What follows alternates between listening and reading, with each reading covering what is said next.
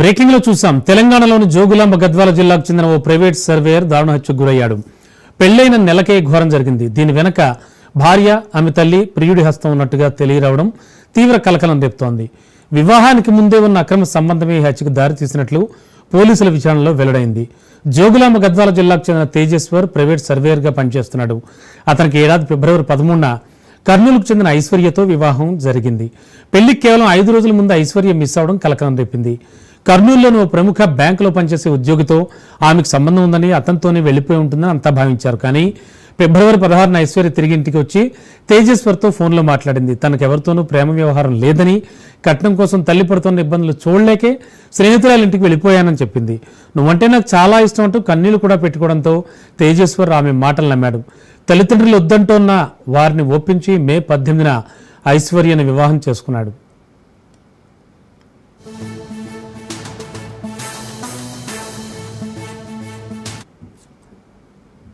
ఇక ఆ తర్వాత పెళ్లైన 2వ రోజు నుంచే తేజేశ్వర్, ఐశ్వర్య మధ్య మనస్పర్ధలు మొదలయ్యాయి. ఐశ్వర్య భర్తను పట్టించుకోకుండా నిత్యం ఫోన్లో మాట్లాడుతూ ఉండేది. ఈ క్రమంలో జూన్ 15న తేజేశ్వర్ అదృశ్యమయ్యాడు. ఆందోళన చెందిన అతని సోదరుడు పోలీసులకు ఫిర్యాదు చేశాడు. గాలింపు చర్యలు చేపట్టినటువంటి పోలీసులు పాణ్యం సమీపంలో సుగాలి మెట్ట వద్ద తేజేశ్వర్ మృతదేహం లభ్యమైంది.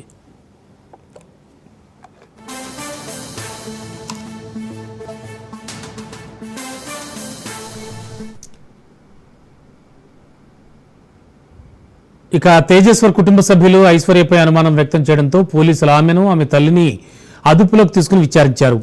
ఇక ఈ విచారణలో విస్తుపోయే నిజాలు వెలుగులోకి వచ్చాయి. ఐశ్వర్య తల్లి సుజాత కర్నూలులోని ఓ ప్రముఖ బ్యాంకులో స్వీపర్గా పనిచేస్తోంది. అదే బ్యాంకు చెందిన ఉద్యోగి తిరుమలరావుతో సుజాతకు వివాహేతర సంబంధం ఉన్నట్టు తెలిసింది. ఆ తర్వాత ఆ ఉద్యోగి క్రమంగా ఐశ్వర్యతో కూడా సంబంధం ఏర్పరచుకున్నట్టుగా సమాచారం.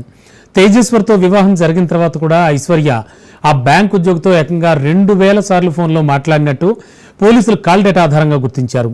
తమ సంబంధానికి అడ్డుగా ఉన్న తేజేశ్వర్ను తొలగిస్తే అతని ఆస్తి కూడా దక్కుతుందని భావించి హత్యకు పథకం పన్నినట్లుగా సమాచారం.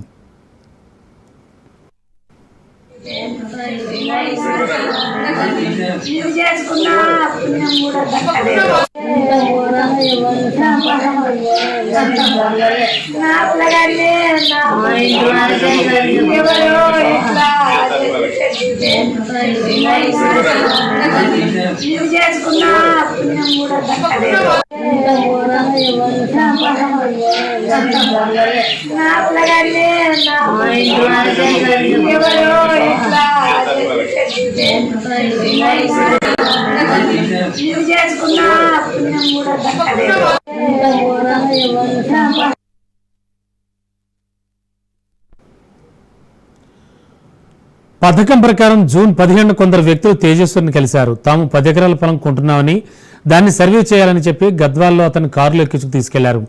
మార్గమధ్యంలో కారులోనే తేజేశ్వర్పై కత్తులతో దాడి చేసి గొంతుకోసి అత్యంత దారుణంగా హత్య చేశారు. అనంతరం మృతదేహాన్ని పాణ్యం సమీపంలోని సుగాలి మెట్టు వద్ద పడేసి వెళ్లిపోయారు.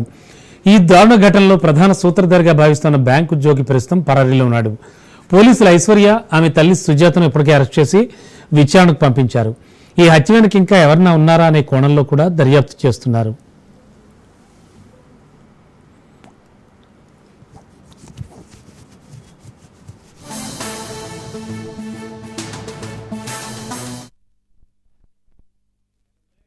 మాకు ఫోన్ వచ్చింది సార్, మా తమ్ముడు కనపడట్లేదు.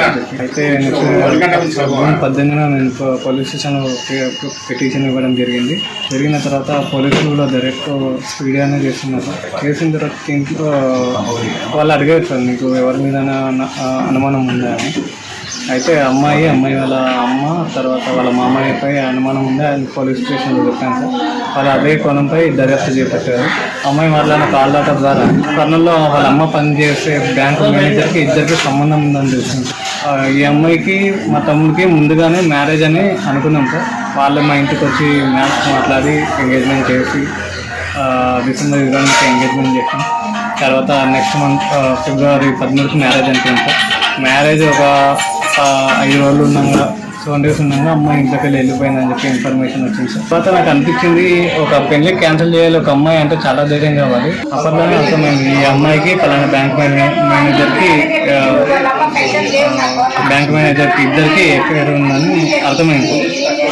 పట్టణంలో వాళ్ళు కొంతమంది ఇన్ఫర్మేషన్ ఇచ్చారు.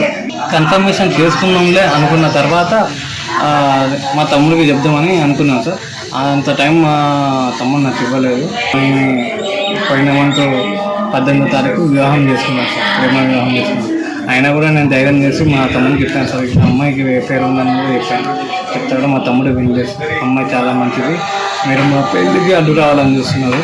నాకు ఆ పిల్లే కావాలి, ఆ పిల్ల లేకపోతే నేను బతకలేను, చచ్చిపోతా, నాకు ఎవ్వరు అవసరం లేదు, నాకు పిల్లనే కావాలని చెప్పి బలవంతంగా ఇష్టంతో ఫ్యామిలీ మెంబర్స్ అంగీకారం లేకుండా మా తమ్ముడు పెళ్లి చేసుకోవడం జరిగింది. ఎఫ్ఐఆర్ ఫైల్ చేయలేదు.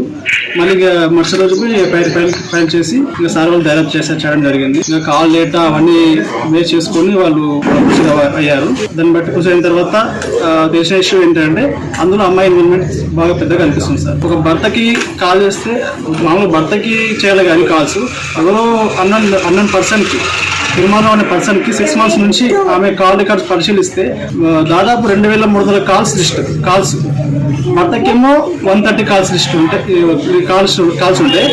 ఎవరో తిరుమల అనే వ్యక్తికి మాత్రం 2300 కాల్స్ రావడం జరిగింది సార్. అనుమానకి కాదు కదా, అది 100% ఆమె డైరెక్షన్ లోనే జరిగింది సార్. యాక్చువల్గా చెప్పాలంటే ఆమె నుంచి మేము ఎంక్వైరీ చేసినాం. ఫస్ట్ మ్యారేజ్ అయిన తర్వాత క్యాన్సర్ అయిన తర్వాత ఆమె గురించి ఎంక్వైరీ చేస్తే ఆమెకు ఆల్రెడీ ఎఫ్ఐఆర్ ఉన్న సంగతి మాకు అందరూ తెలుసు.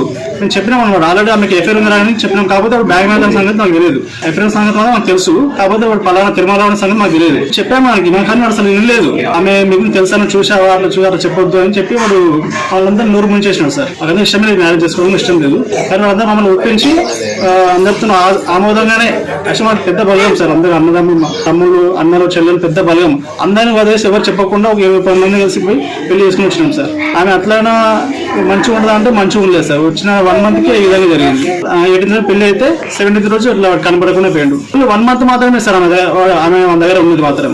అయినా ఒకవేళ ఆమెకి ఇష్టం లేకుంటే వెళ్ళిపోవాలి, కానీ ఆ విధంగా చంపడమేంటి సార్? అసలుకి ఏం న్యాయం ఇది? వాళ్ళు ఏం చేసినాడు, వాళ్ళు ఏం తప్పు చేసినాడా? ఆమె ఆమంత్రం చేసుకున్నాడు కదా పెళ్లి.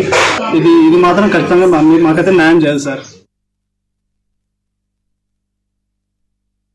వీళ్ళు ఎంక్వైరీ కోసము తీసుకెళ్ళండు, మా వదినని అమ్మాయిని తీసుకెళ్ళండు. ఈడ ఇంట్లో స్నానం చేసుకోమా, బట్టలు తెచ్చుకోలేదంట.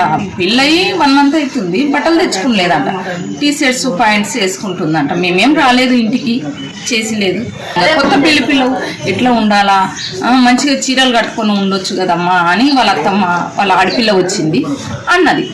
ఏమి నువ్వు నన్ను అనడానికి ఏం పిని అట్లా అంటున్నావు, నాకు మీ తమ్ముడే బట్టలు తెచ్చుకోవద్దన్నాడు, ఏం తెచ్చుకోవద్దన్నాడు అంటే, బట్టలు తెచ్చుకోవద్దని ఎక్కడన్నా చెప్తా, నాకు ఇష్టం లేని పెళ్లి చేసింది అదే, రావే అని వాళ్ళ అమ్మకి ఫోన్ చేసి గట్టిగా అడిచేసిందంట. ఈ పిల్ల ఏంద్రా ఇట్లా అరుస్తుంది అని మా వాళ్ళకి డౌట్ వచ్చింది. ఈ పిల్ల నుంచి ఇట్లా ఉంది. అయినా ఆ బాబు పోయినా కానంటే ఆ అమ్మాయి లోపల ఏం లేదు ఎక్స్ప్రెషన్. నేను పోయిందని తెలిస్తే మా అన్నని వదినని కలుద్దామని వచ్చిన. మా వదిన లేదు, మా అన్న ఒక్కడే ఉన్నాడు. ఆ అమ్మాయి లోపల ఏం లేదు ఫేస్లో. అసలు హ్యాపీగా కంపౌండ్లో తిరలాడుకుంటూ ఉంది. ఇదేంద్ర కంపౌండ్లో తిరలాడుకుంటూ, కనీసం మనం ఇంటికి వచ్చిన తర్వాత అవును పిన్ని ఏంది ఎప్పుడు అని కూడా మాట్లాడలేదు.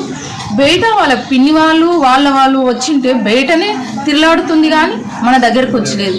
ఏందబ్బా ఈ పిల్ల ఏం కూడా రెస్పాన్స్ ఇవ్వలేదు, ఇట్లా ఉంది కదా అని నాకు అనుకున్నా. నేను సరేలే ఉంటే ఉన్నానులే అని చెప్పి నేను కూడా వెళ్ళిపోయినా. నేను కూడా పలకరియలేదు, వెళ్ళిపోయిన తర్వాత పోలీస్ స్టేషన్ తీసుకుపోయిన తర్వాత కాల్ లిస్టులో ఇంకా ఫోన్స్ చూసి అప్పుడు మాకు డౌట్ వచ్చింది. అసలు ఆ పాప నుంచి మాకు ఎలాంటి డౌట్ రానట్టుగా మెయింటైన్ చేసింది. నేను బావమడిదిని, సొంత నా మేనత్త కొడుకు. చిన్న అబ్బాయి వచ్చేసి సర్వేలో ఆల్మోస్ట్ పర్మనెంట్ అయ్యి ఒక లైఫ్ సెట్ అయ్యే టైంలోనే ఇలా జరగడం మాకు చాలా బాధాకరంగా ఉంది. ఆ అబ్బాయిని పెళ్లి నమ్మించి మోసం చేశారు. దుస్థితి ఏ మొగ జాతికి రాకూడదు. అట్లా గట్టిగా చర్యలు తీసుకొని ఇలాంటి దుస్థితి ఇంకొకరికి జరగకుండా చూడాలని మేము చాలా మటుకు విజ్ఞప్తి చేస్తున్నాం అందరికీ.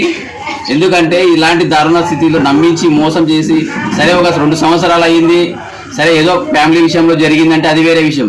పెళ్లి అయ్యి 1 నెల రోజులు కూడా కాలేదు. లాస్ట్ మంత్ 18th మ్యారేజ్ అయితే ఈ మంత్ 17th అబ్బాయి కనిపించాడు. వచ్చి దగ్గర వచ్చి ఎక్కించుకొని కారులో తీసుకొని పోయి మరి ఎక్కడనో పడేసి మాకు 5 రోజులు 6 రోజుల తర్వాత మాకు డెడ్ బాడీ దొరికి ఆ డెడ్ బాడీ చూస్తే మాకు అసలుకి మా మనిషి కాదు అనే పరిస్థితిలో మేము ఉన్నాము. బ్రేస్లెట్ అమ్మ అనే ట్యాటో తప్ప మాకు ఏ ఐడెంటిఫికేషన్ లేదు. అలాంటి పరిస్థితి వారికి తెచ్చినందుకు ఎందుకంటే వాళ్ళని గట్టిగా కఠినంగా శిక్షించి కంపల్సరీ ఇలాంటి దారుణాలు మళ్ళీ జరగకుండా చూడాలని విజ్ఞప్తి చేస్తున్నాం అందరికీ. బ్రేకింగ్ లో